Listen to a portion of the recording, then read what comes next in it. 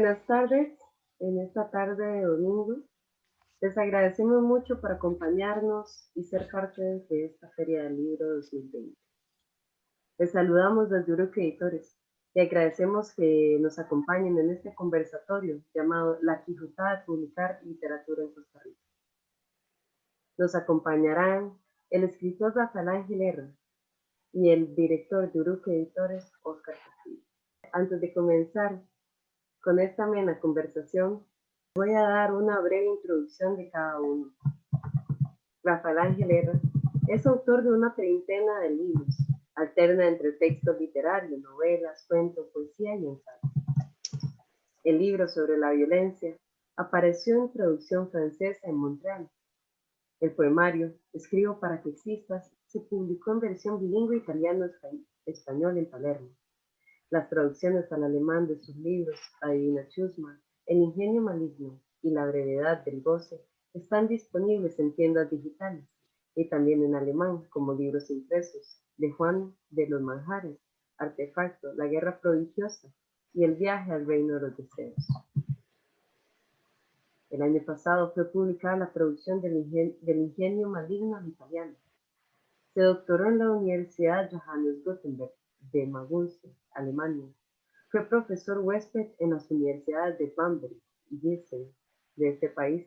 Es miembro de número de la Academia Costarricense de la Lengua y ha sido catedrático de filosofía de la Universidad de Costa Rica, cuya revista de filosofía dirigió por más de 2 décadas.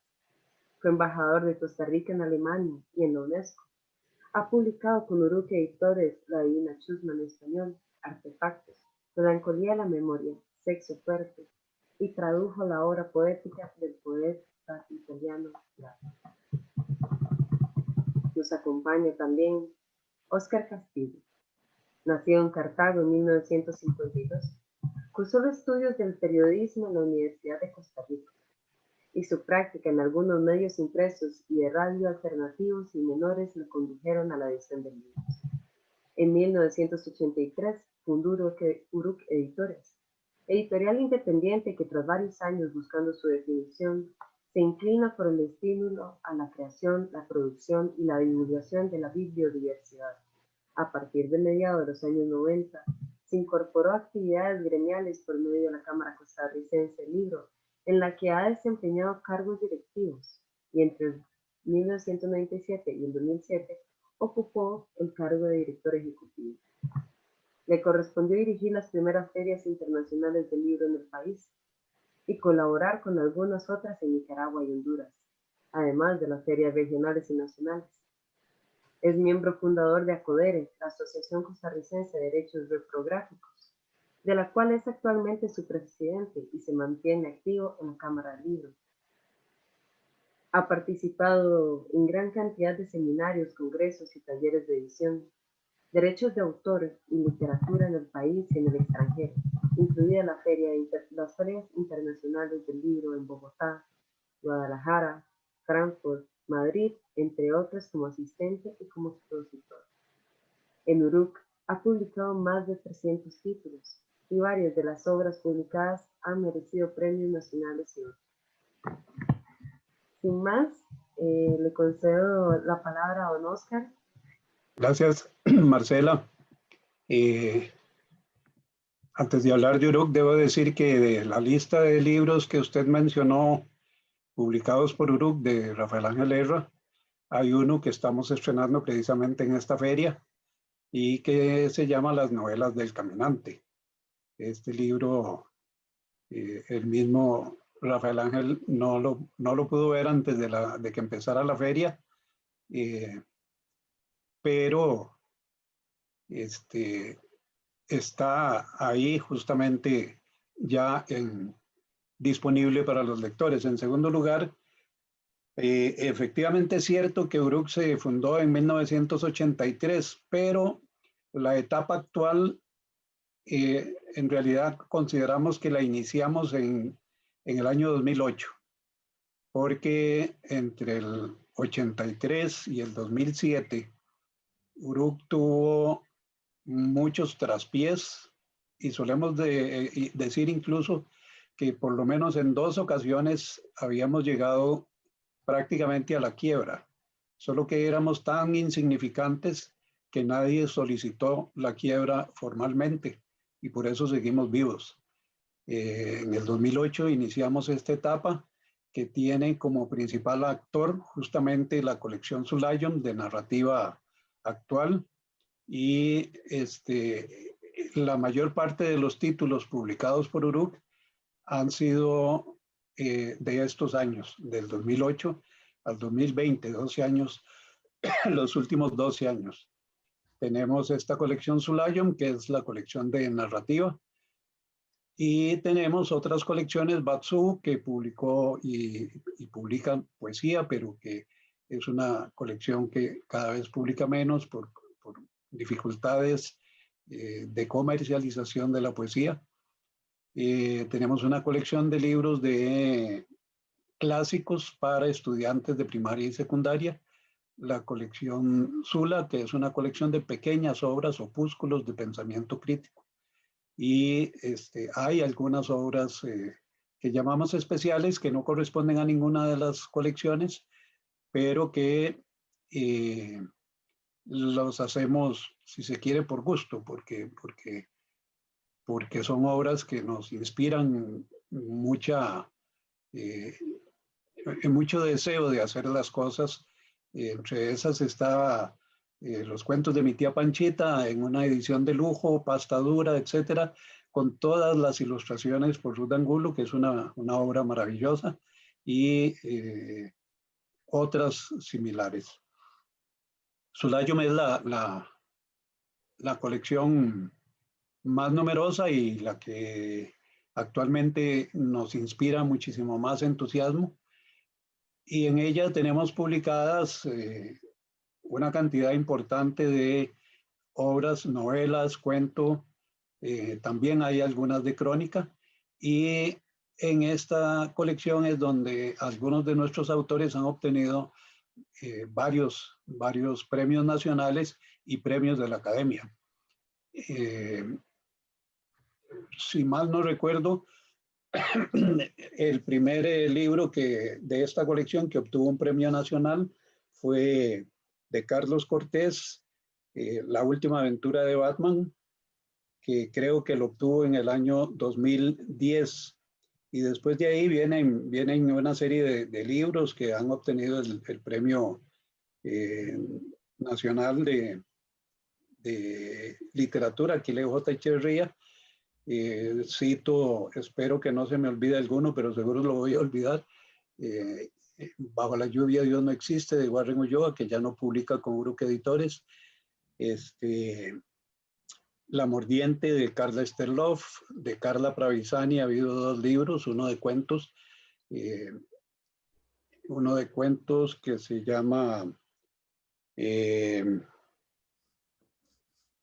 ya se me olvidó, La piel no miente, y el más reciente, Mierda, que es una novela. El primero es cuento y el segundo es una novela. El último también, este premio de novela lo compartió con Catalina Murillo con su novela Maybe Managua. Anteriormente también habían recibido el premio Luis Diego Guillén con una novela extraordinaria que se llama La alquimia de la bestia. Y está el libro de cuentos de Uriel Quesada recientemente, La invención y el olvido.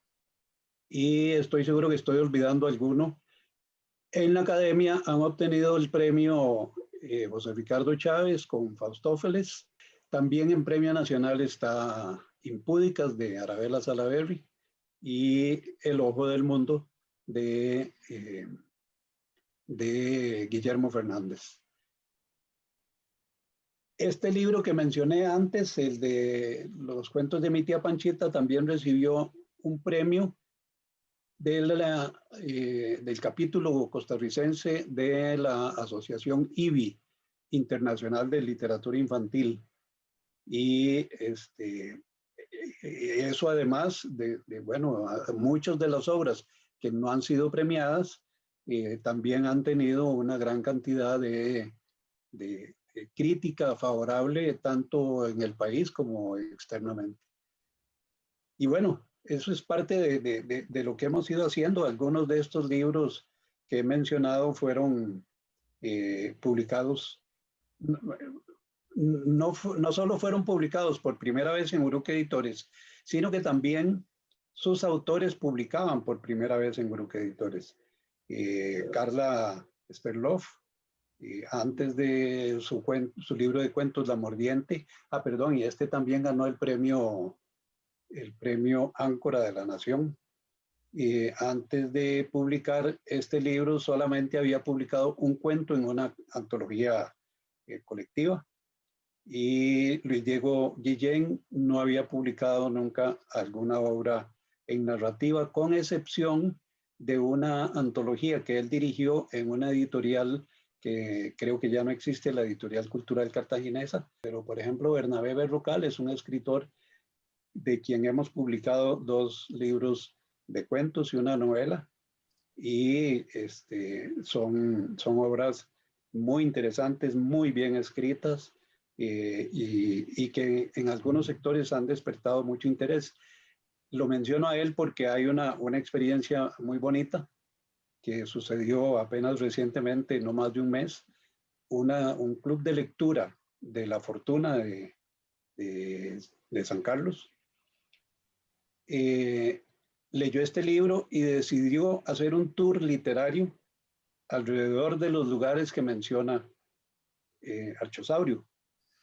Y entonces alquilaron una buseta, se juntaron como 16 muchachos y se vinieron. Primero pasaron a La Alajuela y fueron al estadio de la Liga, porque en la obra se menciona ese estadio y se menciona la Liga, y luego se fueron para Jacó, que es donde sucede en la mayor parte de la novela, y aunque no los pudo acompañar el autor, les había dado el itinerario que debían seguir en función de la novela escrita no sobre Jacó, que sucedía en Jacó. Esto a mí me ha llamado mucho la atención porque me parece que es una forma increíble de estimular entre la gente joven la lectura y la escritura. Claro, y explotar la ventaja de leer a un escritor nacional, ¿verdad? Que habla, digamos, desde nuestra cotidianidad, desde los lugares y espacios que habitamos, que tal vez con los autores extranjeros o clásicos uno no tiene ese tipo de interacción o posibilidad. Les quiero hacer una pregunta a ambos. Ahora me están comentando que don Rafael Ángel Herrera también tiene experiencia como editor. ¿Ustedes cómo sienten que ha cambiado el mundo editorial en los últimos 30 años?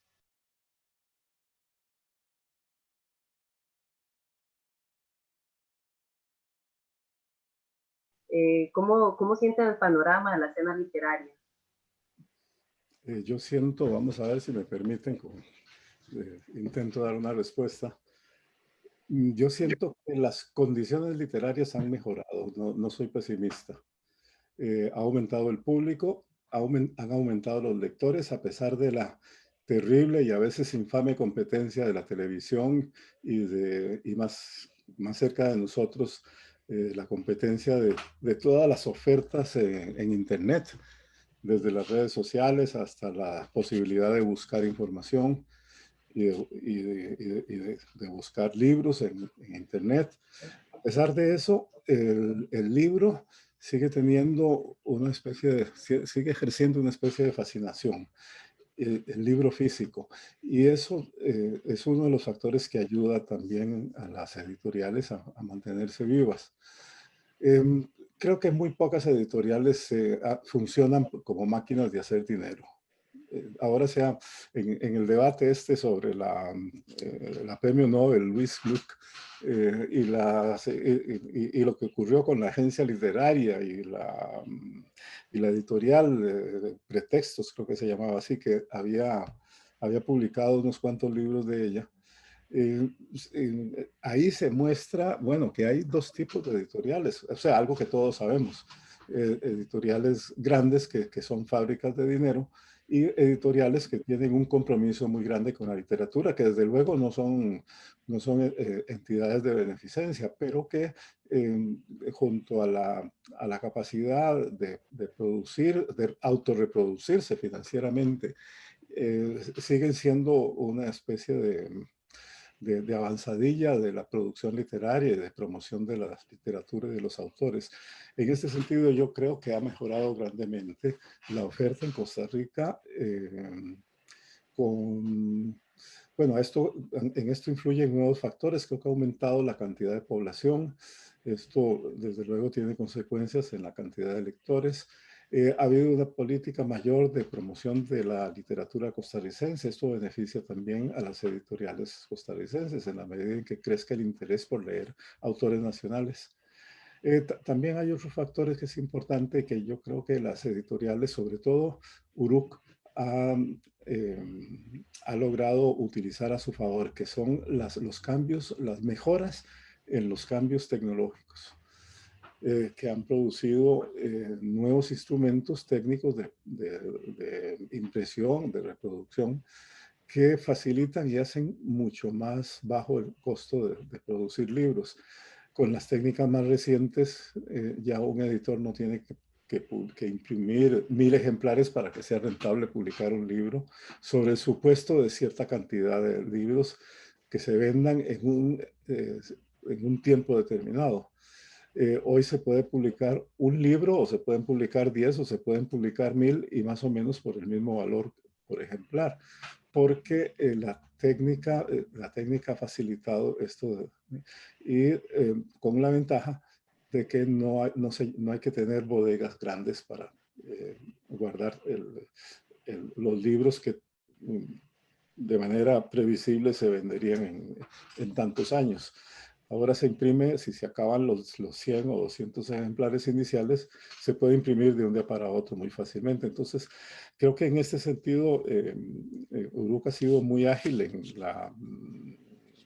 en la utilización de esta técnica. No es que esté fuera en otras editoriales. Las editoriales públicas también han modernizado los equipos. Pero por las características propias de las editoriales públicas, tienen menos agilidad en la producción que una editorial privada. Y esto es una ventaja técnica, no necesariamente una desventaja en el mundo editorial, aunque podrían atrasarse libros y, bueno, los autores desde luego quieren que el libro salga ayer, no mañana. Queremos. Yo conozco la experiencia también en editoriales públicas, porque colaboré por muchos años en la editorial de la Universidad de Costa Rica y antes también en la editorial Costa Rica. Y entonces tuve la experiencia cercana de cuáles son las características de selección y producción de los libros. Actualmente, desde hace pocos meses, me invitaron a colaborar en la EUNED, en la editorial de la UNED, en la junta directiva, que es la que se encarga de las políticas y sobre todo la rutina, es la selección del material con base en las ofertas, en lo que llega, y en juicios de autores o de lectores a los cuales se les pide. Es el procedimiento habitual de todas las editoriales. Podría contar un poco el anecdotario de experiencias pasadas, desde cómo conocí yo La Nación y cómo se publicaba en esa época, cuando todos las letras tenían que vaciarse en plomo y había que revisar los textos como lo hacían creo que se llamaban cajeros, no recuerdo cómo se llamaban, que tenían que leer el texto a la inversa, ¿verdad? Al revés, como ponerlo en un texto en un espejo. Y bueno, imprimían copias de revisión, pero también tenían un ojo tan educado que podían encontrar la falta de una coma en un lugar. Y creo que estilísticamente los periódicos en esa época funcionaban, eran un poco más cuidadosos, funcionaban mejor desde el punto de vista del cuidado del idioma. Pero bueno, ese es otro tema. Tuve la experiencia también de colaborar con la Universidad de Costa Rica en la edición y dirección de la revista de Filosofía, y al principio había que contratar los servicios afuera. Entonces esto era también una especie de aventura muy curiosa que, bueno, llevaría mucho tiempo picotear estas anécdotas, pero podrían ser interesantes en otro contexto. Yo quiero decir sobre la pregunta suya, Marcela, que yo coincido con Rafael Ángel en el sentido de que en realidad sí hay una salud de la lectura. De acuerdo con el Instituto Nacional de Estadística y Censos, el año pasado creo que fue en una de las estadísticas de hogares, de las encuestas de hogares, salía que el 43 y tanto por ciento, casi el 44% de las personas entrevistadas manifestaban haber leído al menos un libro durante el año anterior, y que además, de acuerdo con esa misma encuesta, los costarricenses en promedio habían leído 5 libros por persona. Estas son cifras bastante positivas.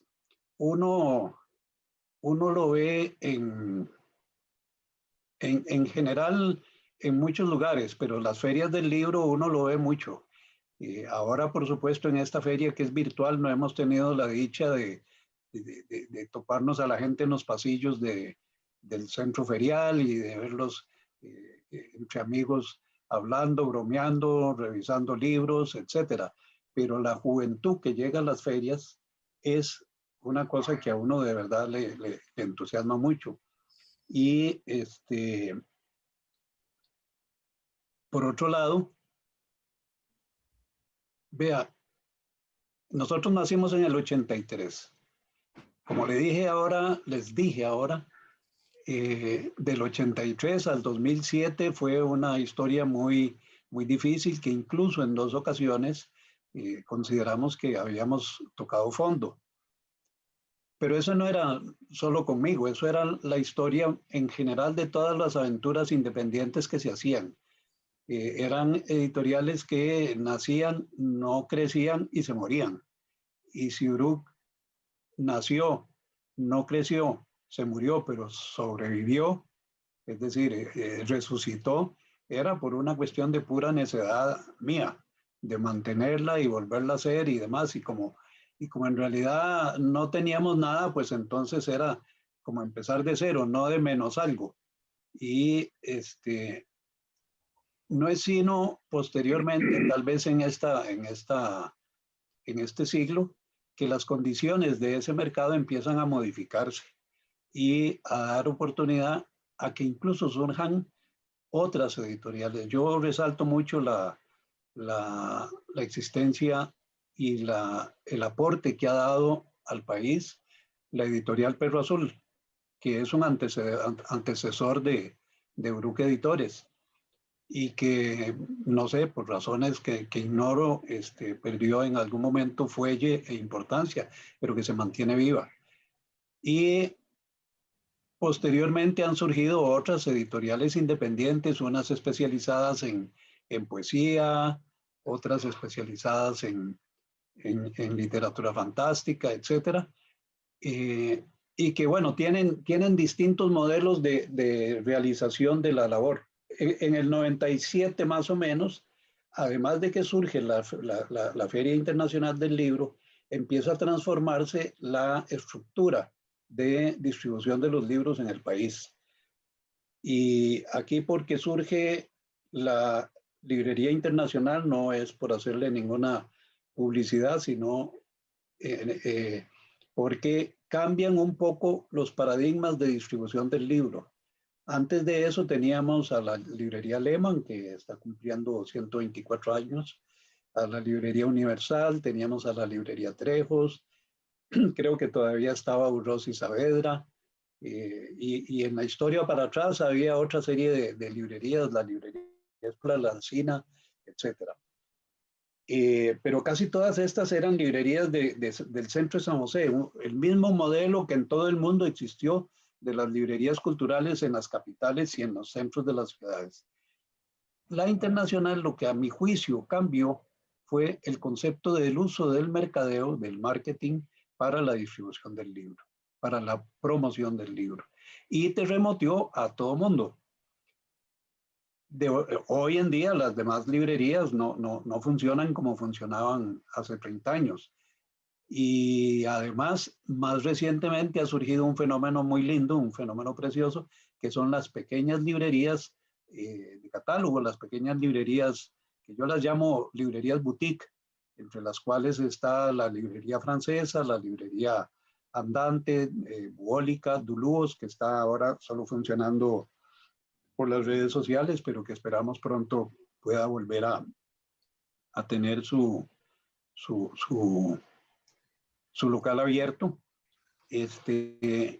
Y termino para decir, termino esta parte para decir que durante mucho tiempo esa librería internacional no recibía libros costarricenses.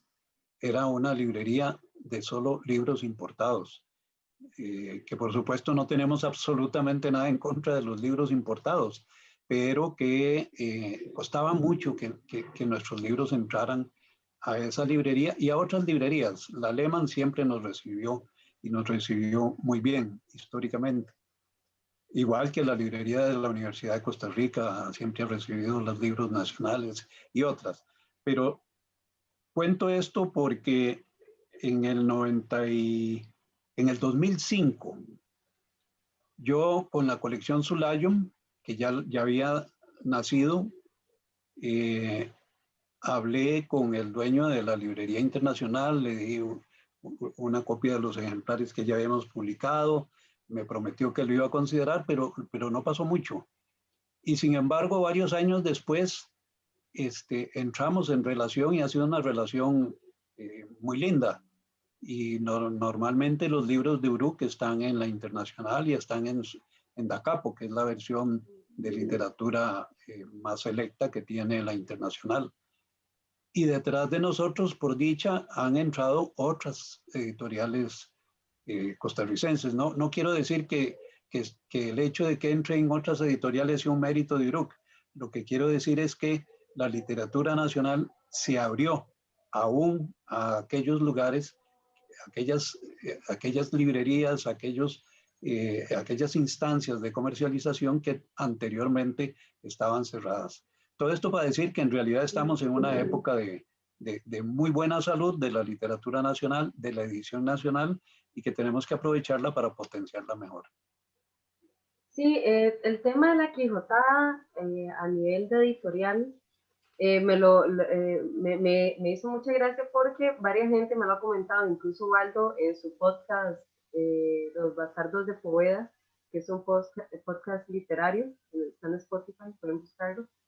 Él decía que tal, ¿verdad? Él tenía una visión un poco más negativa de lo que es el consumo de literatura nacional en Costa Rica. Entonces él decía, bueno, ¿cómo ustedes se lanzan a hacer más de alrededor de 20 o más de 20 libros al año? O incluso don Rafael Ángel, que tiene una producción literaria y logra mover los libros, ¿verdad? Ante un panorama que Valdo consideraba muy turbio. Usted más bien me está diciendo que ha comparado como está antes, más bien va avanzando y yo también lo creo, ¿verdad? La creación de nuevos espacios de poder también verse de alguna forma legitimado por algunas librerías que son referentes de literatura, ha ayudado a que la gente pues se lance más, no solo a los clásicos o a novelas extranjeras, que igual son muy buenas, sino que también le den el chance a la literatura nacional. Pero usted cree que también ha influido las ferias regionales, y la presencia, digamos, de las editoriales y las librerías en otras partes del país, o no sé, si alguno tiene alguna opinión. Yo creo, perdón, creo que sin duda ha contribuido, es una red compleja en la que ha contribuido la mejor distribución, eh, ha contribuido también el mejor diseño de los libros. Es que la estética, la presentación es muy importante. Vean eh, la belleza de los manuscritos medievales, eh, que nos hablaban precisamente de eso, de una gran, una visión particular, excepcional del libro, aunque eran libros para muy pocos lectores. Y bueno, con la imprenta y con la habilidad de los autores, con el grabado, ya cambió la técnica del dibujo manual, de las iluminaciones, de los manuscritos que quedaron en bibliotecas, en monasterios, y se pasó a una época de producción masiva de libros que desde luego en el siglo XX, volviendo a lo que noté antes, con las técnicas recientes, se ha convertido ya en un instrumento de producción rápida y que posibilita obras de arte o de obras, ediciones de mucha calidad con los recursos normales. O sea, no hace falta, lo que hace falta es invertir talento en la producción, con las mismas técnicas con las cuales se podría producir un mal libro, desde el punto de vista material. Lo que quiero decir es que dentro de los factores que han contribuido a una mejor presencia del libro están la calidad estética, está la mejor distribución, está esto hace que el libro esté más disponible y también poco el hecho de que los títulos tengan ahora, dispongan de instrumentos de difusión mejores o más accesibles y más directos, como son las redes sociales y el Internet en general, ¿verdad? Esto facilita muchísimo el conocimiento del libro o la información sobre el libro, críticas y recensiones y opiniones de la gente que hacen que un libro pueda despertar el interés en lectores posibles. Puede influir también el hecho de que los centros de estudio, de una u otra manera, de colegios y universidades, contribuyen a la divulgación de la obra nacional. Esto creo que es más marcado que se marca más que en épocas anteriores.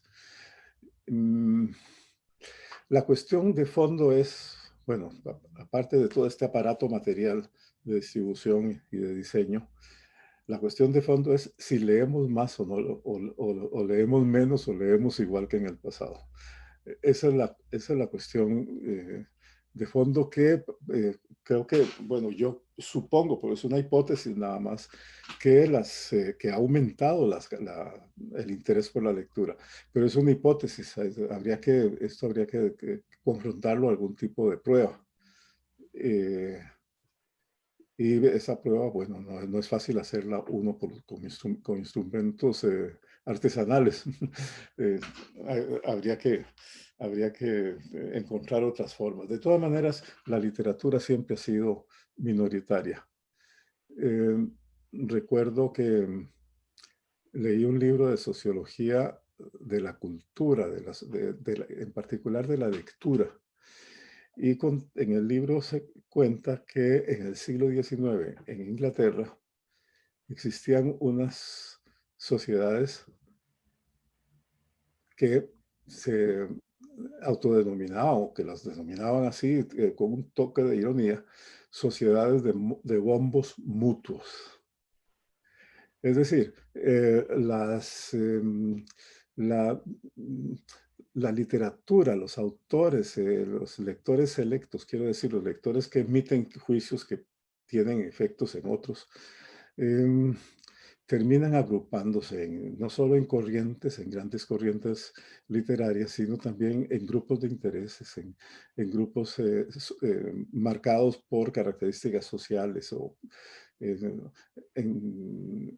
la actualidad intervienen otros factores para crear esas sociedades, ¿verdad? La literatura de fronteras, las literaturas marginales, por ejemplo, tienden a no ser marginales, tienden a cobrar un gran protagonismo. Y bueno, esos, entre comillas, clubes de lectura o sociedades, son grupos de lectores de interés en cierto tipo de literatura. En este sentido, yo quiero destacar que es importante que hay interés editorial, no solo de lectores, por la literatura insólita, fantástica, maravillosa, como el trabajo que hace Evelyn Ugalde.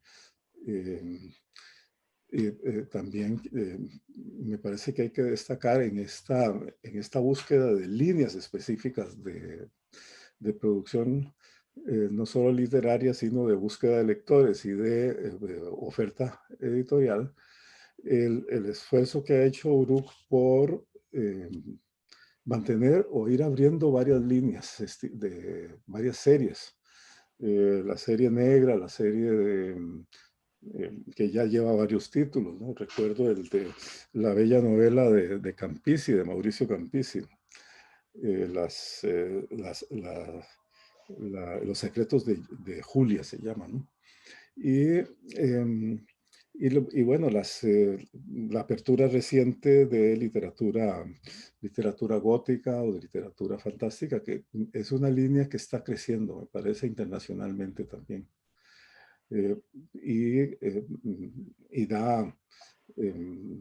Atrae mucho lector. Creo que hay varias razones. Es que la literatura fantástica permite hablar de la realidad de otra manera.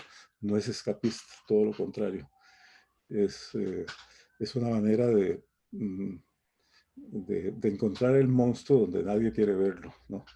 Y en este contexto, a veces tiene más efecto describir una realidad fantasmal en donde la realidad aceptada normalmente por el lector se pone en cuestión, porque esto permite descubrir y señalar sectores escondidos o no tematizados, o más bien prohibidos de la realidad en que estamos insertos y que a veces nos come y nos devora. Esta literatura, en cierto modo, es subversiva, yo creo, con respecto a la realidad existente. Realidad existente entre comillas, porque ese concepto de realidad varía muchísimo, ¿no? Y que es algo que la literatura realista, sobre narrativa realista, aunque sea tan impresionante y tan hermosa, a veces no logra penetrar, como lo logra la literatura insólita. O sí, en general insólita, o de manera más específica la literatura fantástica. Pues yo celebro que la editorial Uruk esté abriendo esta línea también, no solo la policíaca. Yo creo que allí habrá cada vez más lectores también. Un par de cosas. Sobre el tema de que si se está leyendo más, a ver, los parámetros que tiene no necesariamente dicen que se esté leyendo más. Lo que dicen es que están circulando más los libros. Entonces uno supone que si la gente compra libros es para leerlos, pero no hay realmente una comprobación de que esta suposición es correcta. Pero yo tengo otra inquietud, es si se está leyendo mejor. Porque las redes sociales nos han acostumbrado a leer rápidamente pequeñas parrafadas, difícilmente artículos grandes o textos de más de 2.000 caracteres ya es un texto abusivo en las redes sociales. Entonces le entra a uno la duda de si esas redes sociales no están educando a las personas a un tipo de lectura que no es la lectura de la literatura. Aunque algunos escritores procuran hacer sus obras, novelas o cuentos, o acudiendo a algunas técnicas de escritura que permitan mantener la atención de los nuevos lectores, precisamente haciendo uso de escrituras muy ágiles.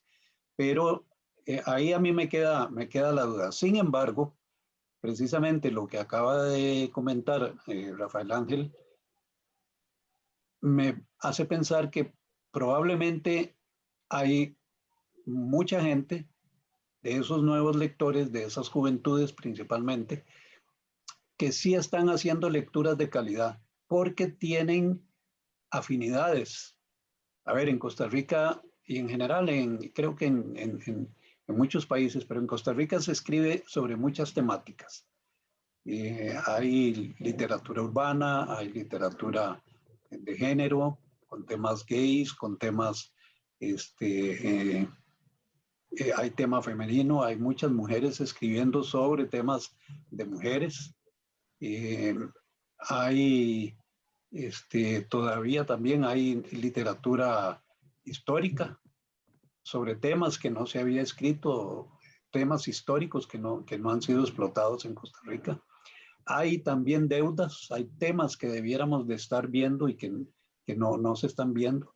Uno de estos particularmente que a mí me ha hecho mucha falta es el tema de las migraciones, porque normalmente en los países que expulsan migrantes se escribe bastante sobre las migraciones. Y en los países como el nuestro, que recibimos migrantes, no se escribe tanto.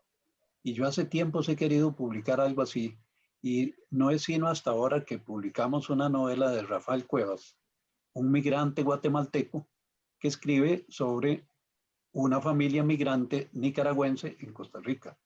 Es la primera novela que yo publico sobre un tema migrante, y como le digo yo a Cuevas, tenía que venir un migrante guatemalteco a escribir sobre la migración nicaragüense en Costa Rica. Pero todo esto hace que en realidad el hecho de que haya tantos focos temáticos y de interés, la novela gótica, la novela, la literatura la literatura negra, la literatura urbana, la literatura de género, la literatura gay, la literatura urbana, etcétera, hace que haya sectores, grupos que leen por un interés auténtico, subjetivo, pero auténtico. Y probablemente esto me podría servir como un indicio de que la calidad de lectura que se hace tiene una calidad también importante, no solo que hemos crecido en cantidad de lectores, sino en calidad de lectores. Espero que alguna hora podamos comprobar estas dos hipótesis, la de la cantidad y la de la calidad. Mientras tanto, lo que nos toca hacer como editores y como escritores, Rafael Ángel, es seguir haciendo propuestas interesantes para esos lectores. Claro, me parece muy interesante eso, aumentar la oferta editorial para aumentar el público lector. Solo los voy a interrumpir un toquecito porque nos hacen una pregunta desde el Instagram de Uruk Editores, que lo van a ver ¿verdad? En la feria. Dice, David Broderick pregunta, en todos estos años, ¿cuál consideran que es el mayor reto que han enfrentado a nivel de producción editorial?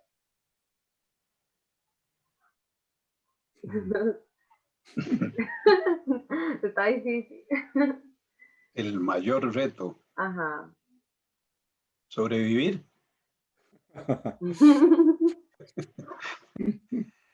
Hubo un momento hace varios años que yo me senté a autoevaluarme y a evaluar la editorial, y me di cuenta que solo teníamos libros en una librería. que era en la Universidad de Costa Rica. Y me agarró un escalofrío en toda la espalda y dije yo, así no sobrevive ninguna editorial. Es imposible. Y entonces empezamos a hacer una campaña fuerte por estar en otras librerías y crear otros medios de circulación de los libros. El mercado del libro en Costa Rica es pequeño, porque el mercado en general en Costa Rica es pequeño. Somos un país con una población pequeña y el libro, por ejemplo, además tiene fronteras muy angostas. Hace varios años las fronteras estaban en San José. Hoy podemos pensar que están en la gran área metropolitana, pero la gran área metropolitana alberga a menos de la mitad de la población costarricense. Entonces, aunque tenemos unas fronteras más anchas hoy que las que teníamos hace varios años, todavía no son suficientes. Entonces, nosotros en URUC lo que hicimos fue cuando de pronto sentimos el reto de que o hacíamos más cosas y las hacíamos distinto o nos moríamos, también tomamos otras decisiones, como por ejemplo, abrir nuevas, o sea, no concentrarnos, no especializarnos en una sola temática o en un solo tipo de producción. Por eso abrimos la literatura clásica para estudiantes de primaria y secundaria. Por eso más recientemente abrimos ensayo, abrimos la colección El Cuervo, porque lo que dijimos fue, ok, si tenemos un público comprador relativamente pequeño, entonces lo que tenemos que hacer es buscar los distintos nichos que están ahí. Y posiblemente así hemos sobrevivido. También tenemos la gran bendición, pero bendición ofrecida por los autores, en el sentido de que nos han buscado escritores de mucho valor, de mucha calidad, y nos han ofrecido obras extraordinarias y maravillosas que nos han permitido crear un catálogo de mucha calidad y que le han dado entonces credibilidad a nuestra propuesta. Creo que con eso podría más o menos contestarle a David Rodero. Muchas gracias por la pregunta, pero sí, en realidad ha sido difícil y ha habido momentos en que nos hemos asustado bastante. Quiero agregar, perdón, veo que Rafa estaba como intentando entrar, perdón, ya le voy a dar la palabra. Cuando mencioné el año 97 y el ingreso de la Librería Internacional, olvidé mencionar una cosa que es fundamental en ese mismo año, y es el surgimiento de la primera Feria Internacional del Libro en Costa Rica, que nació en el 97.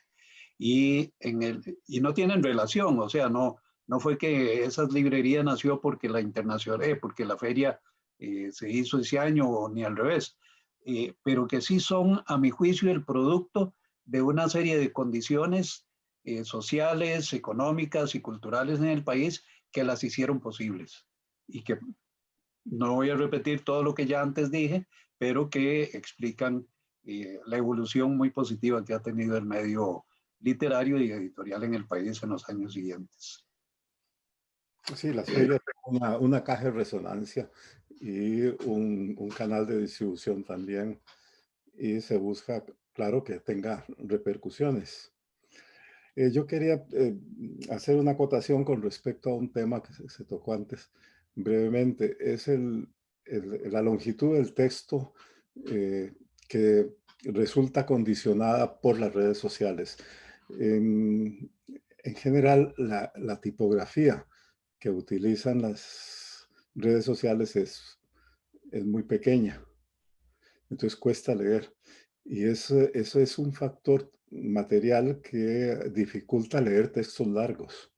Uno puede ampliar la pantalla si tiene una computadora con pantalla generosa, entonces la amplía, le aplica el aumento de la lupa y ya puede leer, pero en tabletas y en teléfonos a veces ampliar se dificulta o hay que estar moviendo el texto porque el renglón entero no cabe en la pantalla. Y eso, sobre todo en los PDF, bueno, y en el material que sale en Internet y en particular en las redes sociales. Por eso se ha ganado un nuevo interés el microrelato. Ya desde los últimos, desde los últimos años siempre se ha cultivado el microrelato, pero ahora ha adquirido más fuerza, mucho más interés, aparecen autores en muy distintos lugares y hay muchos estudios sobre el microrelato. Es un tema interesantísimo desde el punto de vista de la evolución de las técnicas narrativas y del acople de la brevedad del texto a los distintos géneros y estilos, como por ejemplo, cuento corto fantástico, o cuento corto de humor, o cuento corto realista, ¿verdad? En donde la idea, el relato tiene que ser muy simple, muy breve, puede ser complejo, pero muy breve y que se pueda contar en pocas palabras para que el lector quede con una especie de rebote en la cabeza y meditando. A mí me gusta mucho en lo personal el relato corto y lo practicaba desde antes de que estuviera de moda por las redes sociales, antes de que había que escribir los textos a máquina y no en computadora, que eso puede ser un punto de referencia en este cambio de prácticas de escritura y de instrumentos disponibles que terminan influyendo también, esa técnica termina influyendo también en la producción de los textos y en las características, ¿verdad? Entonces, el relato breve creo que ahora tiene, por estas razones técnicas, un nuevo clima de gran aceptación y un buen desafío a los escritores para lograr contar cosas interesantes en palabras muy breves. Uruk publicó hace varios años un libro de Ulises Juárez Polanco, nicaragüense, que desgraciadamente, un joven muchacho, que desgraciadamente murió hace como 5 años abruptamente. Era una gran promesa de la literatura centroamericana. Y publicamos un libro de tweets de Ulises, lindísimo, todavía está disponible. Y si buscan a Ulises en el puesto de Uruk Editores, en la feria, lo van a encontrar. Es un libro, tiene algunos cuentos más largos, escritos ya no en Twitter, pero sí, una gran parte del libro son tweets. Y eso es una cosa que se ha hecho, que han hecho muchas gentes, no muchas, pero que han hecho varias gentes en todos lados. Y efectivamente el microcuento ha cogido más relevancia. Hace varios años Uruk publicó un primer libro de microcuento y costó mucho que la gente lo aceptara. Estoy seguro que hoy si vemos libros de microcuentos van a tener mejor acogida. De hecho, podríamos decir que los artefactos y Divina Chusma de Rafael Ángel Herra son micros, ¿verdad? Son microcuentos que han tenido ya una muy buena aceptación. Por supuesto que el nombre de Rafael Ángel Herra es un soporte importante para cualquier obra, pero también el nombre no garantiza que la gente lo quiera leer, pero estos 2 libros de microcuentos sí han tenido una aceptación importante. El microcuento crea atmósferas muy rápidamente y también desenlaces extraordinarios en pocas líneas. Yo recuerdo, hay autores que cultivaron el microcuento en este siglo, desde en el siglo XX.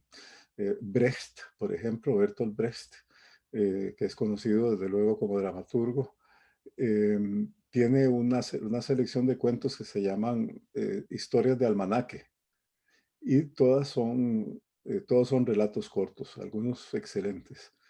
Y también están los cuentos breves de Kafka, muy pequeños, que también son en esta línea sorprendente, en que con pocas palabras se logra crear una atmósfera o una tensión. Y bueno, a mí me interesa, yo he seguido cultivándolo, estoy con 2 proyectos más ahí de camino, a ver cuándo salen. Ojalá los podamos ver pronto. Y bueno, muchísimas gracias. Ahora para ir finalizando, le tengo otra preguntita a don Oscar de Valerio Giovanni Hidalgo, que dice, hola, ¿le darían cabida a un escritor Nobel y totalmente desconocido? Y totalmente desconocido, ya lo hemos hecho. Uh-huh. Ya lo hemos hecho. En nuestro catálogo hay una cantidad importante de escritores que publican sus libros por primera vez. No lo tenía aquí para la conversación, pero aquí está, por ejemplo, este muchacho Oscar Ureña con su primera novela, Ángel con punta de alfiler. Es una novela de iniciación sobre un muchacho, un adolescente que empieza a descubrir la vida propia e independiente de su padre. Adolfo Quesada Chanto es un hombre ya, es un señor, pues no mayor, mentira, es mucho más joven que yo, pero esta es su primera obra, Viento en Contra. Su primera novela, había publicado cuentos en una antología previamente. Bernabé Berrocal, de quien hablé antes, ha publicado 3 libros, pero los 3 los ha publicado con Uruk y no ha publicado con otras editoriales que yo sepa antes o después. Y bueno, estos libros los tengo aquí por casualidad porque los estuve hojeando para otro trabajo que estaba haciendo, pero además de ellos ya mencioné a Carla Sterloff, ya mencioné a ver, Arabella Salaberry es poeta, y antes de publicar Impúdica, su primer libro de prosa, que fue cuento y fue premio nacional, nunca había publicado ninguna prosa, etcétera. Ahí podríamos citar a más personas. Eduardo Castillo tiene 2 libros de cuento publicados y previamente no había publicado ningún libro en ninguna otra editorial ni por cuenta propia. Abril Gordienko, su primer novela la publicó con Uruk Editores, etcétera. Así es que no, a nosotros nos encanta encontrarnos con gente joven que le pone cariño y que está dispuesta a sudarse la camiseta escribiendo con calidad. Por supuesto que no quiere decir eso que todo el mundo tiene la puerta abierta. Todo el mundo tiene la puerta abierta y nuestra mejor voluntad para que trabajemos juntos por producir literatura de calidad y, como dijo Rafa hace buen rato, publicándolo con la mejor calidad y con los mejores criterios editoriales y estéticos, que no siempre, perdón, aquí una cuña sobre lo que dijo antes Rafael Ángel sobre la calidad gráfica de los libros. Yo siempre digo que la mejor calidad gráfica de un libro es cuando el editor gráfico no se ve, cuando no se nota, cuando el editor gráfico hace un esfuerzo enorme porque lo vean a él y se den cuenta que él es un gran editor gráfico, entonces traicionó al autor y al lector. El mejor editor gráfico es el que hace una obra estéticamente hermosa y editorialmente muy apropiada para que el lector se sienta a gusto leyendo y el autor sienta que lo están leyendo a él, aunque por supuesto en realidad los lectores nunca leen lo que dice el autor, leen lo que ellos lo que ellos reconstruyen de aquella lectura. Pero eso es parte de lo que el editor gráfico tiene que ofrecer. Nada más una frase. Cada lector lee algo diferente. Por eso Es correcto. el texto siempre se está recreando. Y cada lector, con cada vez que lee el mismo texto, lo lee distinto. Sí, porque el lector lee siempre con